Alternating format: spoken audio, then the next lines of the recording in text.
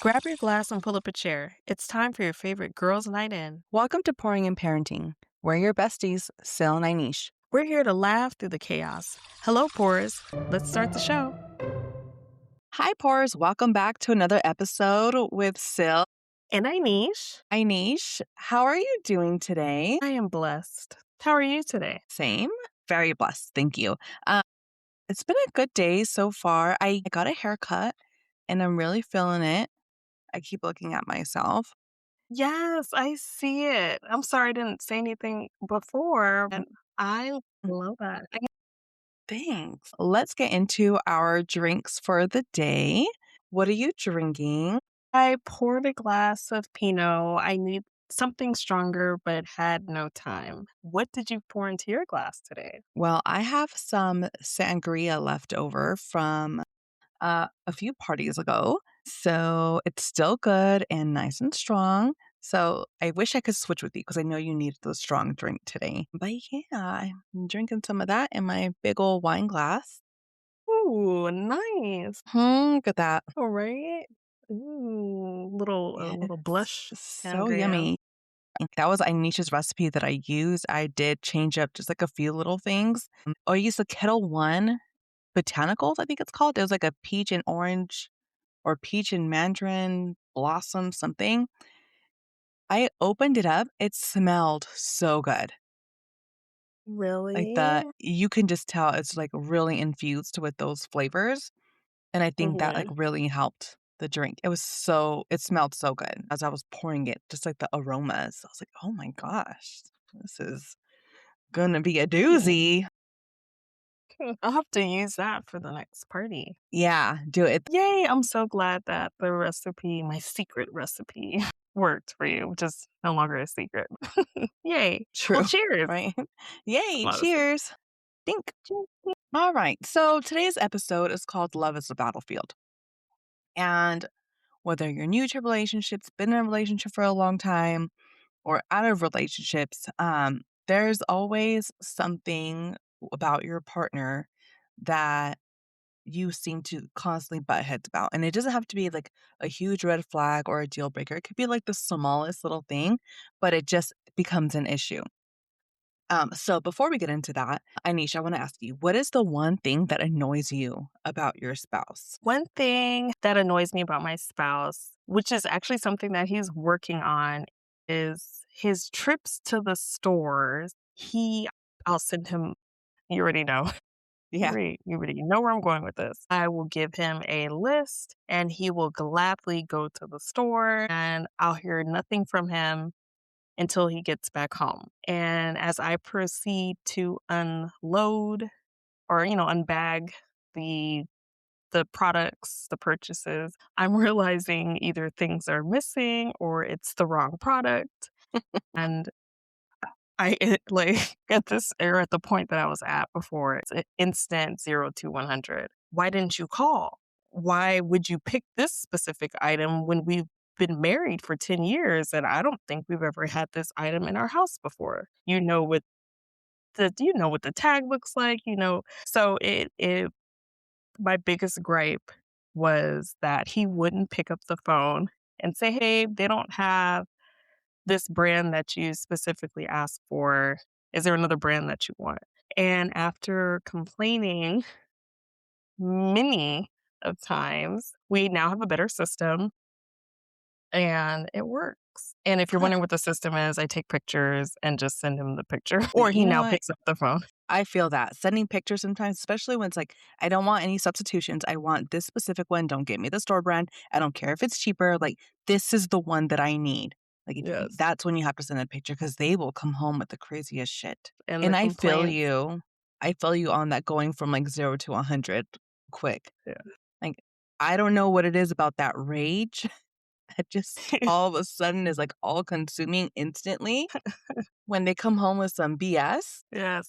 But Yes, yeah, oh, yes, I and feel you yes. on that one. But I'm glad he's Yeah. working on it because sweet Jesus, that'll ruin someone's day.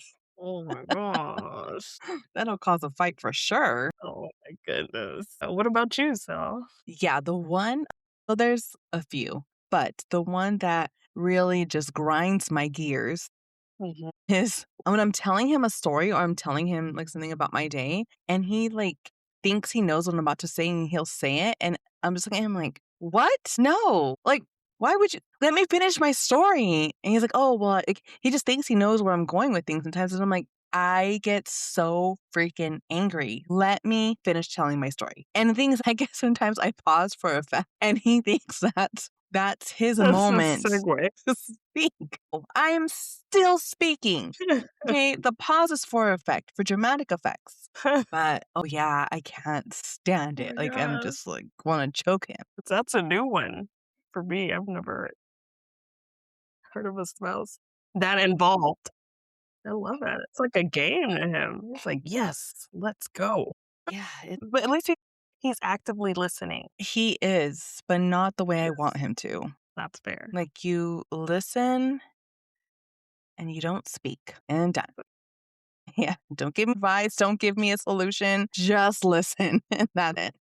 It's funny, our husbands are the opposite. My hubby listens and he says very minimal, if any, words, but he's listening. But all right. So, with that, we're going to continue with the disagreements that seem to never go away when it comes to our spouse. So, in relationships, there's times where, you'll have a disagreement, you talk it through, you get over it, and you're good.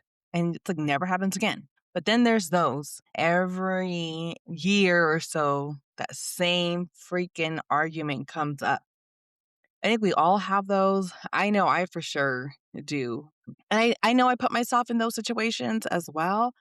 Is there any disagreements between you and your man where it's just something you constantly disagree and it's not like a deal breaker. It's not going to end in anything bad, but just something that you, frequently disagree about? There is a topic of discussion that comes up that has to do with our son and sports and how we are approaching teaching him and educating him with sports. I am, believe it or not, a woman of few words when it comes to disciplining our oldest son. And when the game's over because he's involved in sports, baseball, T-ball, basketball, flag football, and all those things. We evaluate after the game. We talk about how'd you feel, how'd you do, this and that. My husband likes to, you should have did this. Why didn't you do that? Why didn't you do this? You should have been doing this. And Mm. to me, he's saying so many words. And I'm like, he's 5, he's 6, he's 7. Let's say the amount of words of his age is essentially my approach. And my husband's approach is just a lot of words that he's spewing at him. And I can just see my son checking out after the third. And my husband and I have gotten into many of heated discussions about how we approach that. And I don't want to step on my husband's toes because I think in his perspective, he's looking at it as man to man. I'm talking to my son. Let me talk to my son.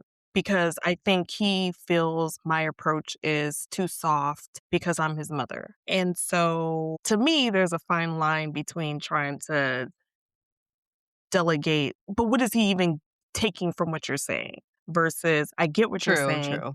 and maybe have that same energy, but just use less words. So that is an ongoing debate between us that it can get heated sometimes. But, and at this point, my son's very active in sports. And obviously, it's not going to make or break our marriage, but it is something that we go back and forth on every other game, every other game day. Depending on how my son does, he's probably scared to, "Oh, how do I perform? Who's gonna come at me today?" So, I will say a better way for us to like, in my perfect world, I would hope that my husband can keep his energy, like, keep your energy, just minimize your words so our child can absorb it and take it and then move on with his day. Yeah, as opposed to just checking out and like looking out the window, like, oh, you're still talking? Yes. No. So what about you? Right back at you. All right. So, one thing that my husband and I don't agree on, and it's a constant battle every year, are birthdays. He is not the type to really celebrate his birthday. Like, he just doesn't care, and I do. Like, I wanna celebrate my birthday every year. Every year it's something, and he's just not that type. But specifically this last year? Ugh, I don't even remember. I wanna say it was this last year. I wanted to have something for him. Nothing big, and it's just because I love him and I appreciate him so much that I just wanna do something for him. And I get it. You don't like your birthday, and he doesn't like the attention. It's like, okay, people, like, I think was there like a game? Something, I don't know, like, the attention wasn't gonna be just on him. Okay, like, people, like, you're not a kid either. Like, people are like, "Oh, let me take a picture with you," and stuff like that. But as the day was going and I'm getting the house ready, I'm making the food, doing all this stuff, and once again, it wasn't even gonna be like a large party, it was just like a small group of us. There was an issue with chairs, and some of you who are listening are gonna know exactly what I'm talking about. But I had asked him to go get some chairs, and he, like, just blew his lid, like, lost it, and I had finally had it. I was at my breaking point with him because it was just, like, all day, these little jabs, like, "I didn't want anything, I didn't want anything," and I got to the point where I was like, "You know what? I'm canceling the party. I'm canceling it," and I think he thought I was bluffing. 'Cause we were, like, just a few hours away from the party from the starting point of the party, and no, I text everybody, and I said, "Party's canceled." I think that's all I said, and people started reaching out to him, and that's how he found out his party was canceled. 'Cause like I said, he thought I was bluffing, and so he was just like, "You really?" "Yes, I really did, and I'm outta here," and I left for a little bit, and I came back, cooled down, but I was like, "No, this party's fucking canceled." And I was like, "If you want to have your party, you're gonna reach out to everybody. You're gonna tell them the party's back on. That is your fault." And to my very surprise, he did reach out to people. And some people made plans, like, literally right after. So they Way didn't to even go. come. Oh, And and I was like, done. that's what you get, you know? So, I've learned my lesson. I told him, like, "You know what? I love you and I want to show you appreciation, because you're just such a good husband and a good father to our kids, but this is not worth it anymore, the stress." So, I wanna back off on his birthday. It's like, "You do whatever you want on your birthday." It's gonna be hard this year as his birthday comes around, like, to not do anything. Like, I'm hoping I learned my lesson, but we'll see. But then, like, same thing, I'll like, with the remind you. kids, right? Same thing with the kids, like, he doesn't feel like we should celebrate every year, just the big ones. Absolutely not. We only have 2 little ones. It's not like we have a whole football team to celebrate. It's 2 little ones. Their birthdays are in the same month. There's no reason why we can't celebrate them. So, that's also an issue, but that's gonna happen regardless. It is what it is. Yeah. I remember that party. I wasn't there, but I remember. The drama. And I wasn't there because I saw your text. I just was in another state. Right, yeah. Oh Yes. my gosh, and like, it's not a deal breaker, and I've known that he doesn't care for, like, celebrating his birthday, and I get, like, a lot of, like, the reasons why. I just wish he would just let me, like, "Just go with it. I wanna celebrate you, just go with it."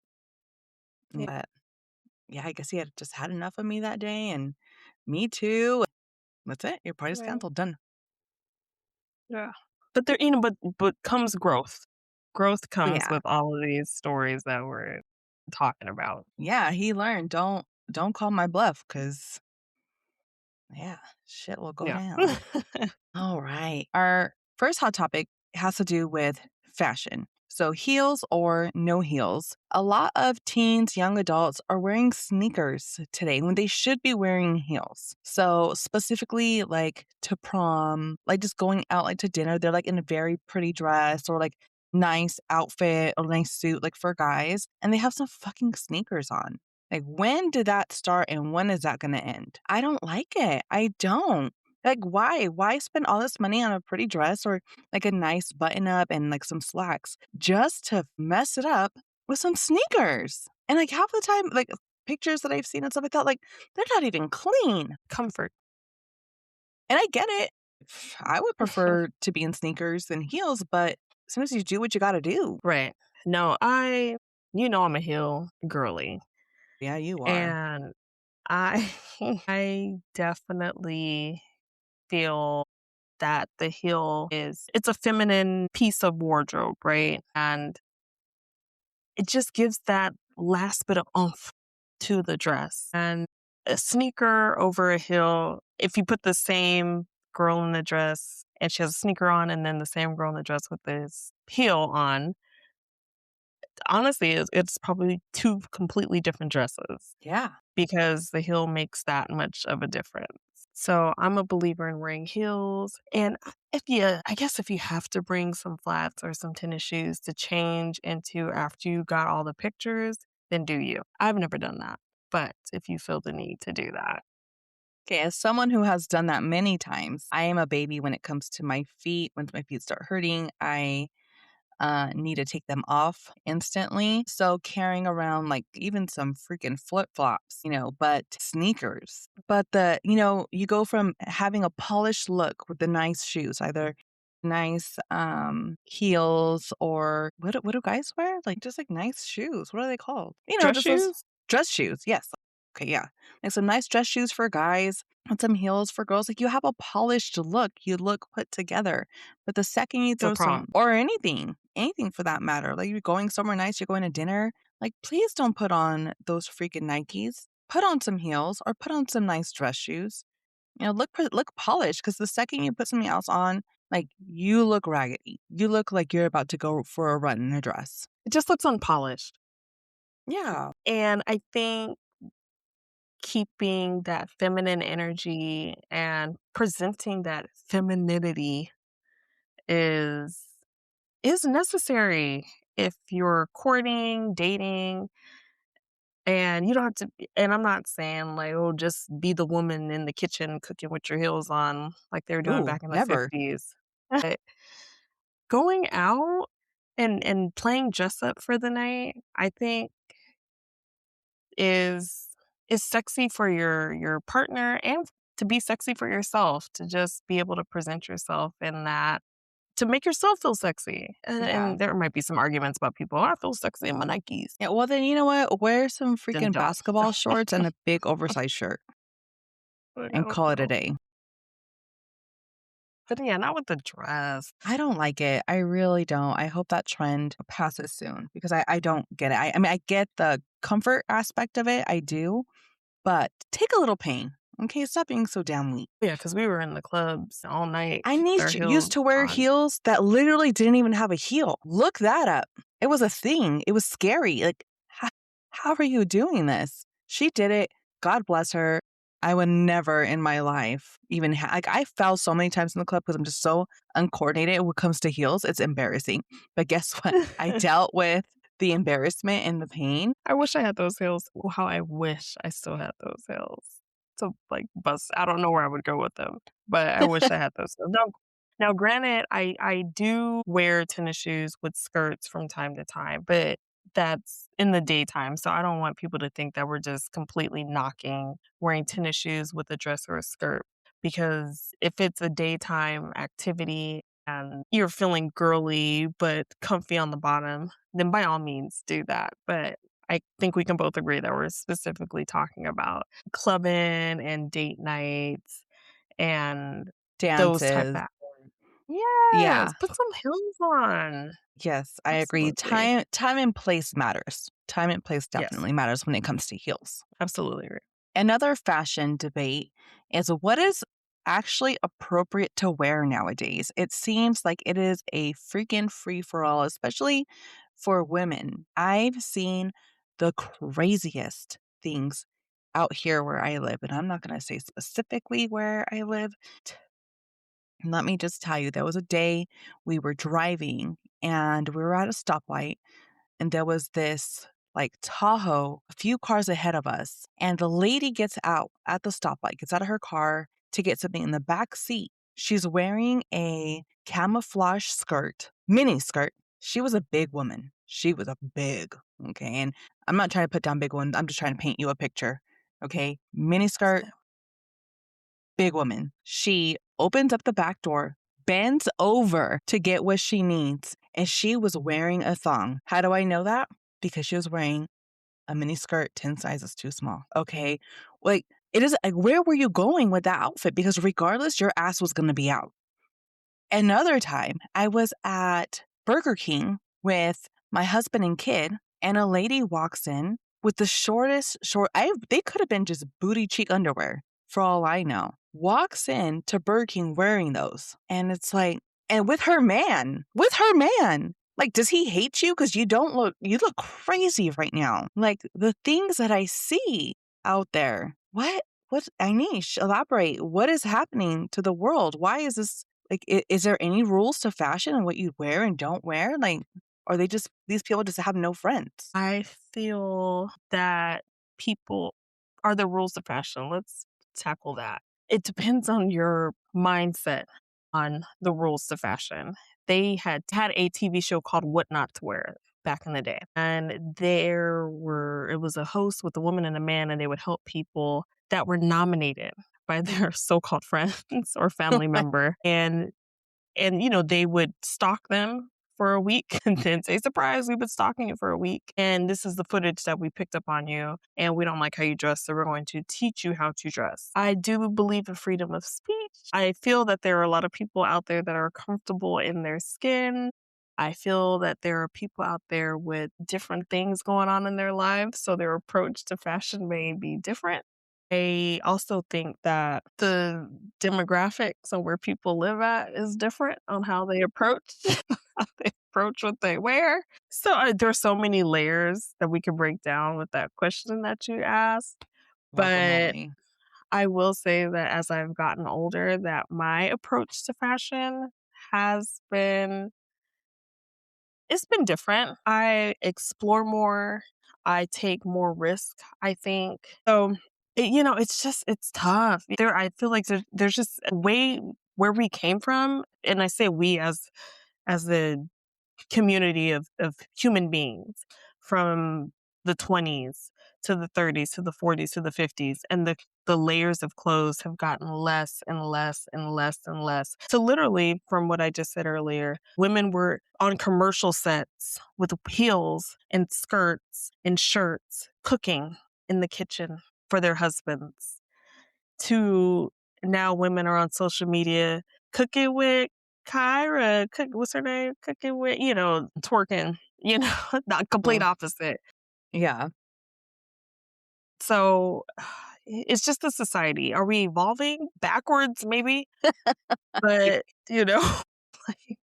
like, so what's going to be left? We're going to start cooking naked, 10, for No, our kids. Who knows? Who knows what's gonna happen to our kids when we're long gone and what's gonna be out there in the world. All these futuristic shows to me are just like, that might be it. So, I blame Lizzo. what? What not you blaming this poor woman just living her life. She's on her health journey. Yes, I love that for her. But the message that she sent early off, and I get it, the loving your body part, but the outfits that she wore were because she's a performer. And I think that people took that literally, like, okay, I'm gonna love my body. I'm gonna show my ass at Burger King because I love my body so much. Yeah. No, Yeah, I will say that it's unfortunate that people have different mindsets on how they look at things, right? So, staying on the topic about clothing, I will say that the TSA has implemented a stricter unspoken dress code for 2026. And they have clothing issues, or they've banned, if you will, offensive, revealing clothing, swimwear or bare feet, excessive metal, bulky outerwear, hidden technology. And they're pretty much asking people to dress naturally, which sounds crazy to say. Dress what does that regular, even mean? and to also check the airline policies. But the fact that people are taking it outside of their hood to go to the airport half naked. And I know you've seen videos on social media that have gone viral because people are like, why would she wear this to the airport? You're sitting on seats with your bare ass and booty shorts. And people have been wondering, like, why did they even get through TSA? So I'm not sure if you've seen that, but I did see that something about it, but I didn't read too much into it. I mean, the fact that they have to tell people to not come to the airport in bare feet is insane. Literally, what are we Wow. doing, people? It's Really? You wild. know how many people in an airport every day? Like, why? Like, shoes are like you can't even go into a store without shoes. What makes you think you go to an airport without shoes? Like, Would you? yes, we will end it with put some damn clothes on. All right. We are at our Sing to Me segment. Okay. Now, if you've been listening, you will know that I have been on a roll. Okay. Now, we haven't been Allegedly. keeping score, but if you've been listening, you know. You know. I'll Okay, give so it to you. here's how it works is I'll read Anisha a question regarding lyrics to a song. She needs to answer it not only by providing the correct answer, but by singing the lyrics back to me. Hence the name Sing to Me. So, Inish, are you ready to sing to me? Yes, ma'am. What is Adina Howard referring to in Freak Like Me when she says the man has got to deal with it? What does the man have to deal with? In the morning, a freak in the evening, just like me. I need a roughneck brother that can satisfy me. Just call me if you are that kind of man. But I'm that kind of girl. I got a freaky secret. You have to say. Did I answer the question? What was the question?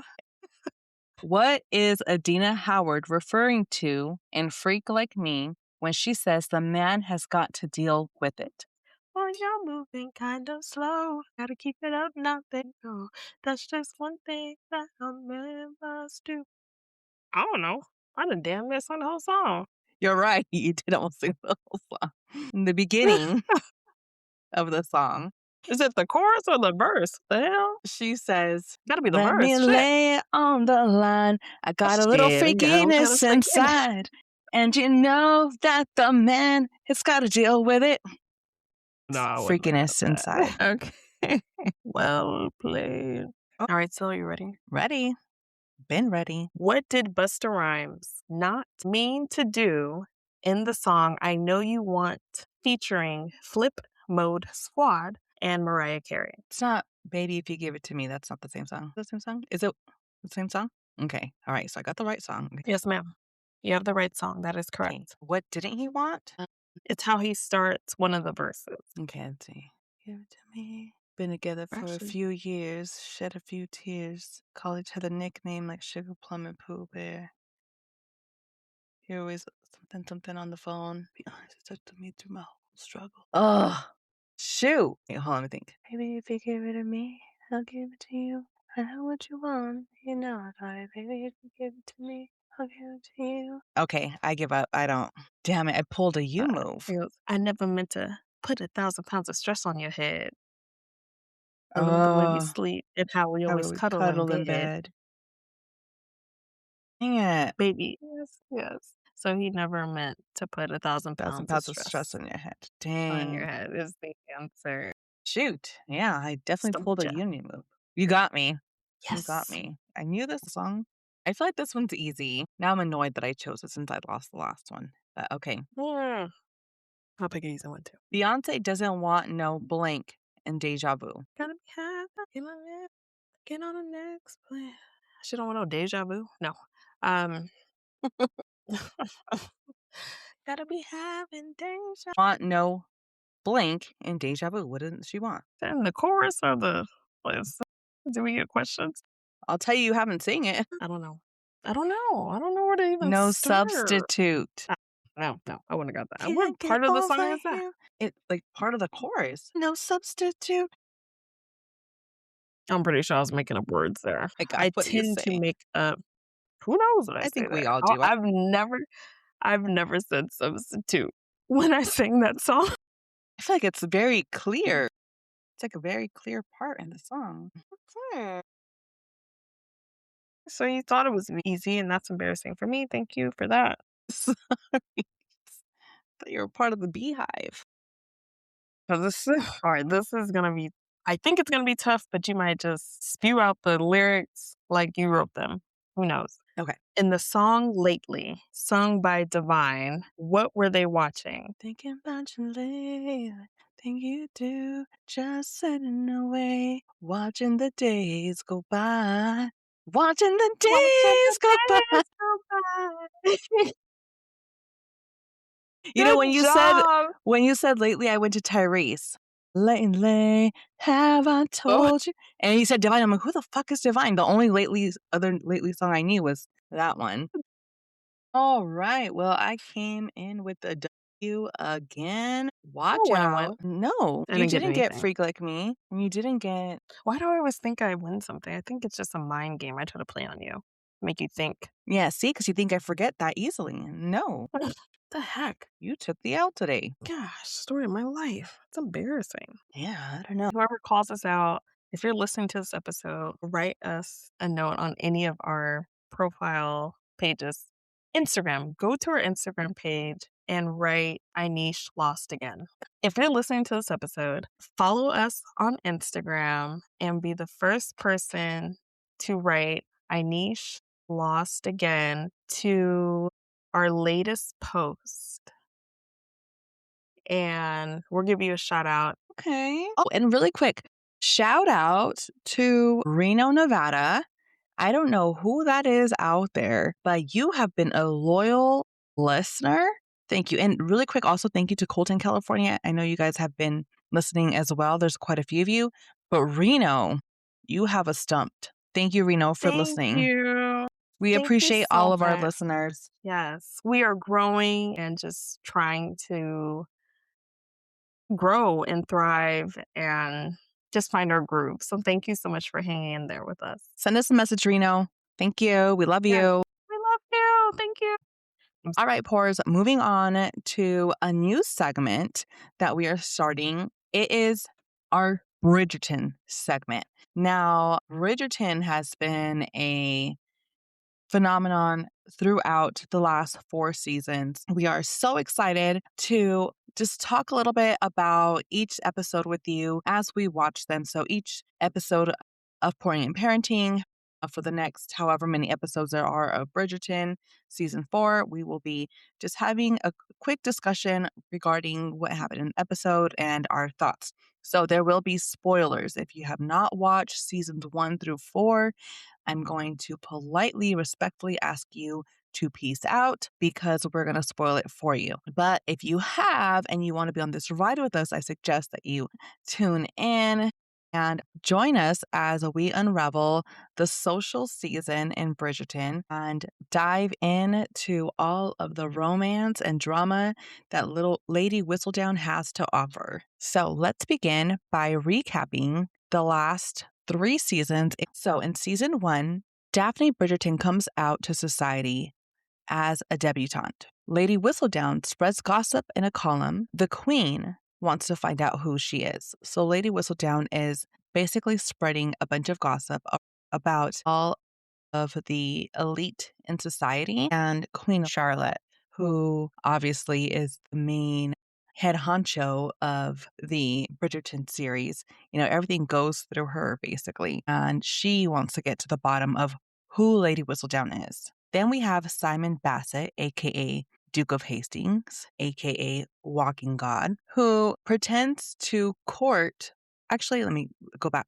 Him and Daphne meet. Simon, or the Duke of Hastings, is actually Daphne's brother's friend, and they meet. However, both Daphne and Simon are being pushed into marriage and settling down. They both don't want to. So they have this plot where they're going to pretend to court each other.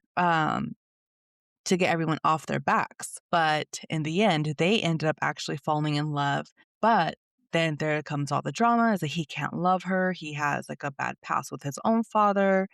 Then they ended up falling in love for real and they get through it and they get married, but there's so many ups and downs. And like he doesn't want to have kids and he's like pulling out all the time. And she didn't really know what sex was. And she got like the information from like a maid. It was crazy. But eventually they talk it out again. They fall in love and they actually reproduce willingly. Inish, how do you feel about the Duke of Hastings? Mentioned he was a walking god. Do you agree? No, only because I worship no man. I worship my real God. But Okay, Was he really? attractive? But yeah, so I just need to make that clear to the people. But was he attractive? Yes. Is he my type? No, not in reality. But he was a very good looking gentleman that they casted to portray him. And the people, uh, Netflix did their thing when they hired that man because season 1 of Bridgerton was going crazy. People were loving it. There was a lot of sex. There was a lot of intimacy, and the crazy thing is that it wasn't anything new if you had Showtime or any of these other channels that exploit sex, I guess. But I do feel that the attraction came from a lot of people.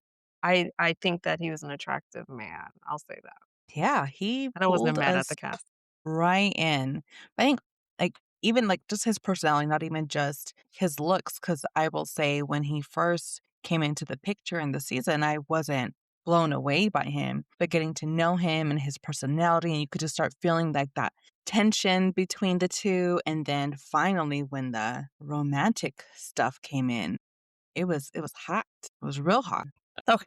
Which leads us into season 2, and we're talking about Lord Anthony Bridgerton, and he decides to, it's time for him to marry. He's the eldest brother, and why is everyone else getting married but him?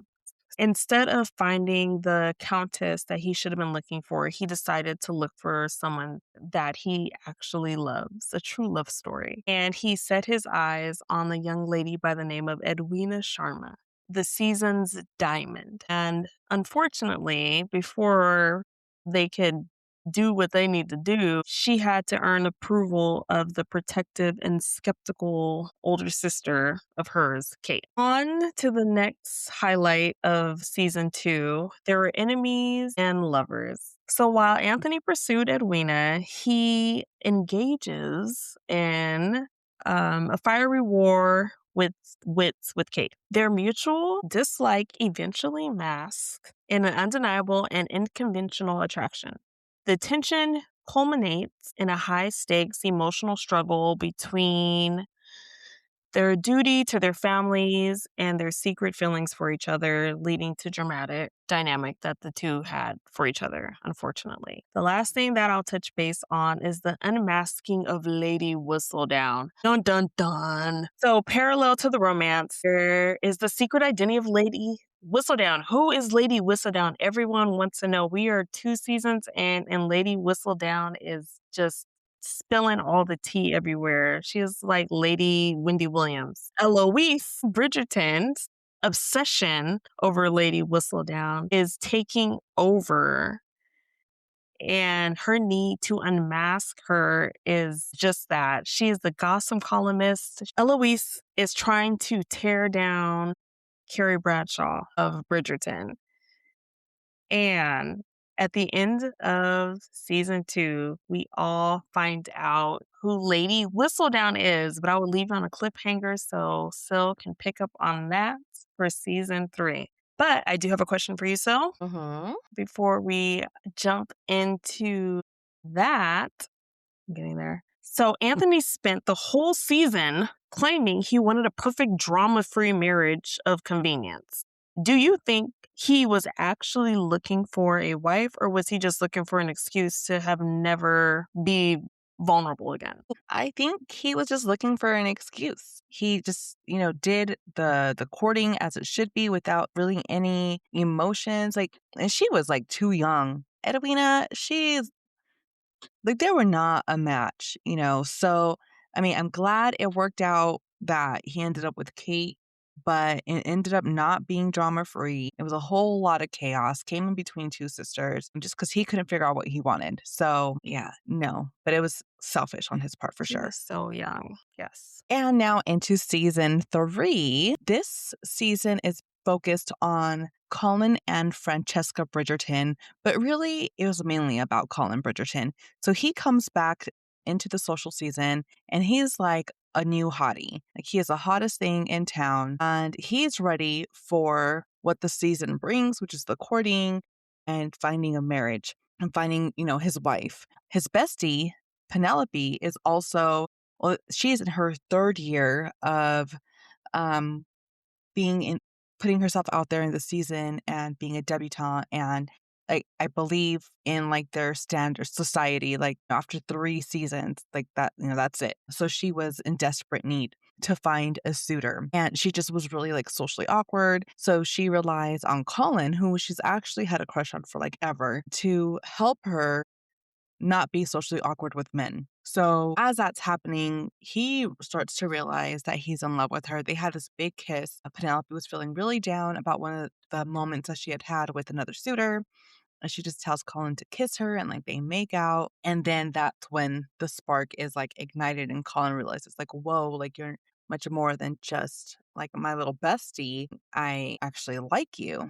And he starts paying more attention to her, but she's at the point where I'm like, no, like you don't like me. Like, we're just friends. She's trying to find a suitor and he kind of just starts sabotaging her. And she's like starting to get pissed off. Like, what's your problem? Like, I need to get married. And finally, he like confesses to her and like they make out in the back of the carriage. And, he learned some stuff and it just gets really wild in the back of the carriage. Well, he like proposes right away, but he ends up discovering that she, Penelope, is Lady Whistledown. And that brings a lot of chaos to their relationship because they went from like planning a wedding to maybe not planning a wedding and all this stuff in between.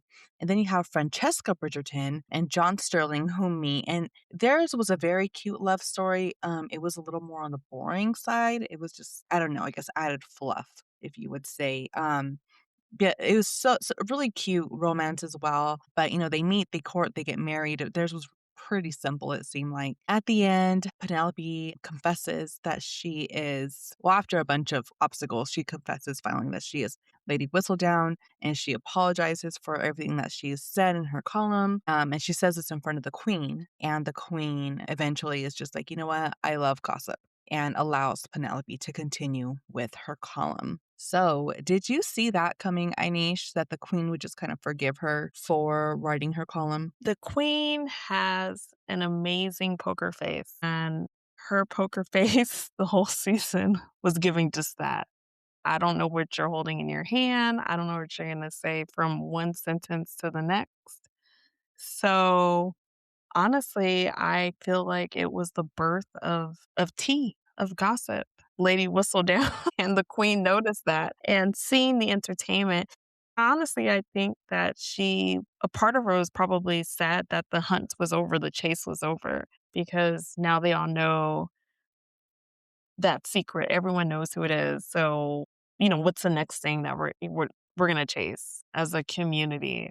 I feel her though. I Okay. like tea. Yeah, oh, I bet you do. The hotter the better.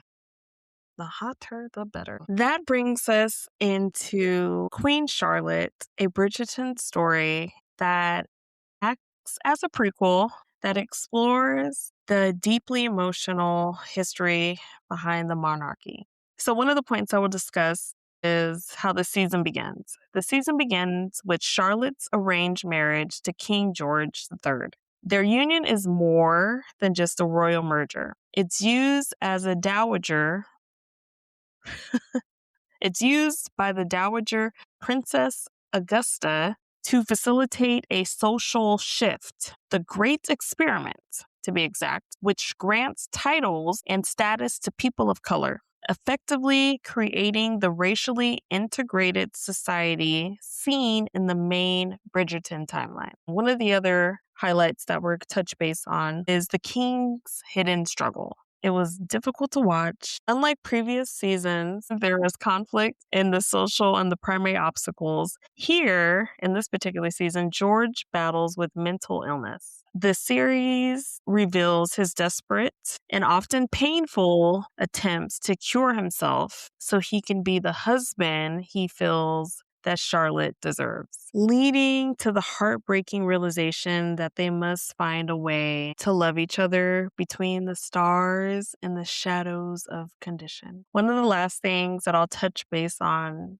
in reference to this particular season would be the dual timelines. The story bridges the past and the present throughout the season, while the younger Charlotte learns to navigate the pressures of wearing the crown and her The older queen, Charlotte, faces a succession crisis after the death of the royal heir, which forces her to put a lot of pressure on all of their many, many kids to marry and produce a new heir to secure the future of the monarchy. So, with that very brief breakdown, if George hadn't been the king and if Charlotte hadn't been the queen, do you think that they would have survived as a couple Like, if they were just normal people? if they were just normal people? Well, that's hard because I feel like back in the day, in that, like, time period, once you were, like, set up with someone, especially, like, for a woman, like, that's who you were gonna stay with.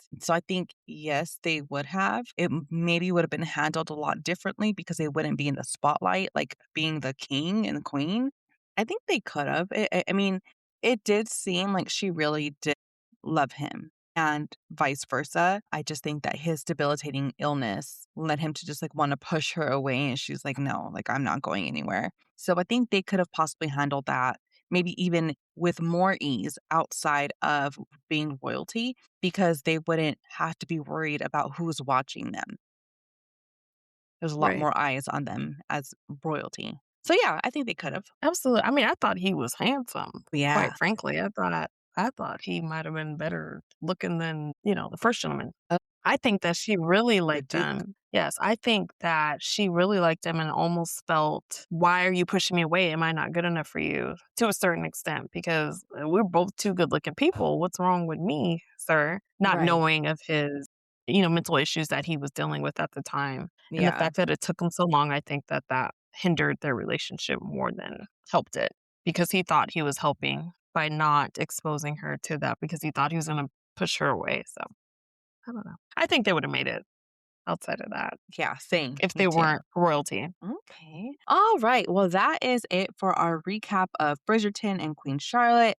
Please stay tuned for next week's episode where we will recap season 4, episode 1 of Bridgerton. I hope that it is just as great as all of the other seasons. We shall find out. And as we wrap up our episode for today, just some final thoughts. We discussed disagreements with our spouses, and once again, those are not red flags at all, but just kind of some of the normal things that couples have to go through sometimes. You squabble a little bit and then you move forward. And it just keeps it fun, I guess you can say. And then with fashion, just put some clothes on. And I do want to say, because I know I can wear some pretty revealing clothing sometimes, but I think I'm a pretty good judge of like knowing my time and place when I wear these things. But if I sound like a hypocrite right now, please somebody let me know. Please, because I don't want to be one of those be like, yeah, you were showing this and that and at Chuck E. Cheese.